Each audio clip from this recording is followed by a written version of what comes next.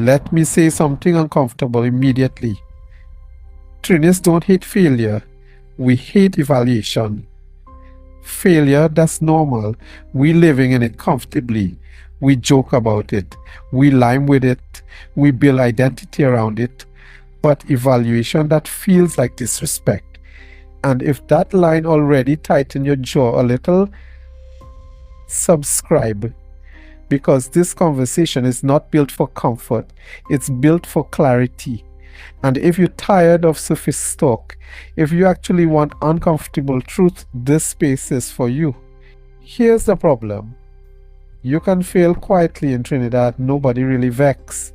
But the moment someone starts measuring the failure, now is attitude, now is ego, now is who you think you is. Stop. Think about how we react to therapy. You in a hot living room, fan spinning slow, somebody eating doubles, pepper sauce strong in the air, somebody sucking their teeth in the corner. You mention therapy, immediate reaction. Therapy? I not mad, yes. Little laugh. Little side eye. Mocking therapy as weakness. But here's the mirror line. We don't hate being broken. We hate being examined because therapy asks questions. And questions feel like evaluation. Evaluation removes excuses. It's easier to laugh at self-reflection than to sit quietly and admit, yeah, I might be the problem. That's individual level. Now watch how it spreads socially. You ever notice how punctual people get treated? Somebody reaches early for a meeting, laptop open, notes ready, and the energy in the room shift. Relax now. It's not so serious.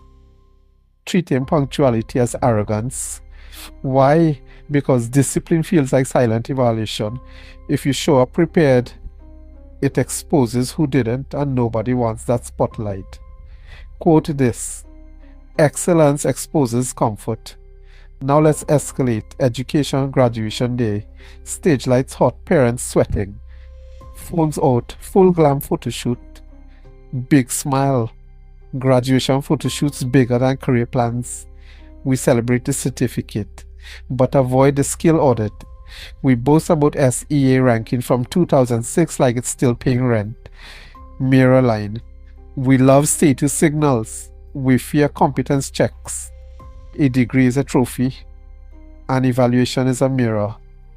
And mirrors don't negotiate. Half of you go and say, I hate it. Tell me why I'm wrong. Because here's the layered truth. When a culture builds identity on symbols instead of systems, you create adults who crave applause but fear assessment. Adults who crave applause but fear assessment.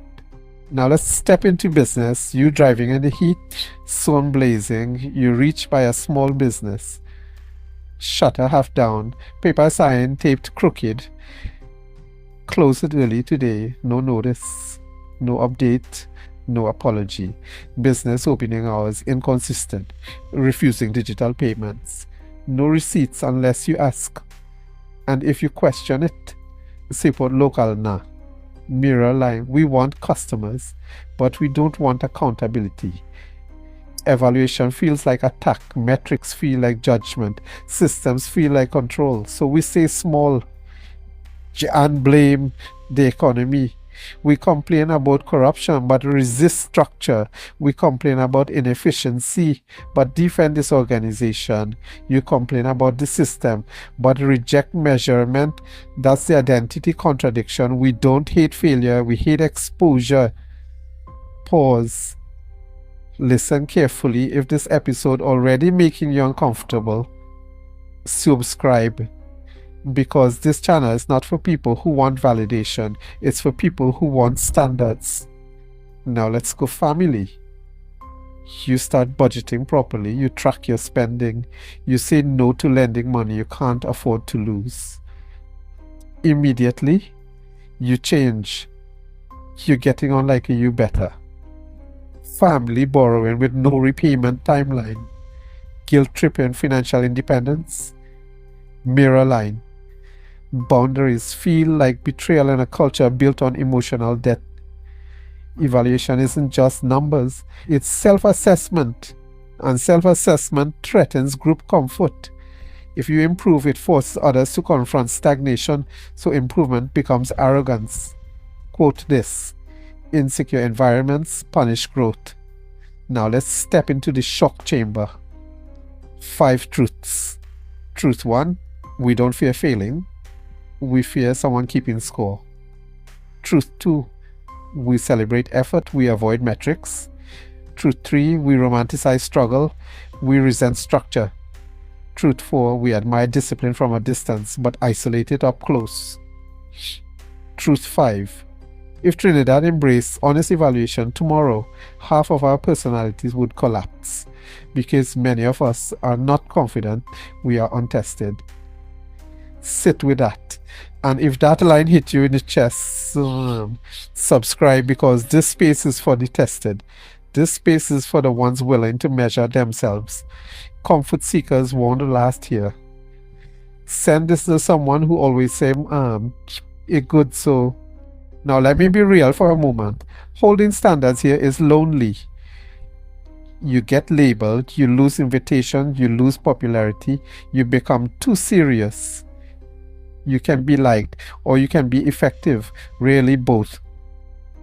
And most people choose liked because belonging feels safer than measurement. I felt it. Being the one who asks, what's the plan? Being the one who tracks numbers. Being the one who says, that not sustainable. The room gets quiet, you feel the shift. Growth always feels like back. Number in your hand, and when you back. Number in your hand, and when you finally reach the counter, system down. No backup, no tracking, no urgency, just vibes. That is what happens when a culture fears evaluation. Loose systems, loose timelines, loose accountability. Our institutions reflect our psychology. We don't just avoid measurement personally. We avoid building systems that measure, and that's expensive. Here's the generational issue. We raising children who fear evaluation. Every correction is you too hard. Every critique is you too harsh. But the global world measures everything. Performance, output, value. And when they enter that world, feedback will feel like attack. Accountability will feel like oppression, because they were trained to protect ego, not improve skill. Admire abroad, mock at home. We praise structured societies but resist structure locally. There's a reason. Other places normalize audits. We normalize vibes. And vibes don't scale. Let this sink in. A culture that fears evaluation eventually becomes dependent on validation. If you can't measure yourself honestly, you will constantly seek applause externally. That's why image matters so much. That's why status signaling is loud. That's why performance identity thrives. Because applause feels safer than assessment. But applause doesn't build competence, and measurement does. And here's the open loop closing. Why do we prefer chaos over measurement? Because chaos spreads responsibility. Measurement isolates it. Chaos lets everyone hide. Evaluation points directly at you. If you're offended, good. Growth usually starts there. Half of you will defend this. The other half, no, I just describe your workplace, your family, your friend groups. Now here's the identity fork. You can choose vibes, or you can choose verification. You can choose applause, or you can choose accountability. But you cannot demand progress while rejecting measurement. If you're the disciplined one in your circle, if you're the one who tracks numbers quietly, if you're the one who wants structure without apology, subscribe, you're not alone. This space is for builders, not spectators. And if this made you uncomfortable, wait until we talk about why we confuse confidence with competence. That one going split the room wide open. You can stay comfortable. or you can stay accountable. But you cannot build excellence on ego protection.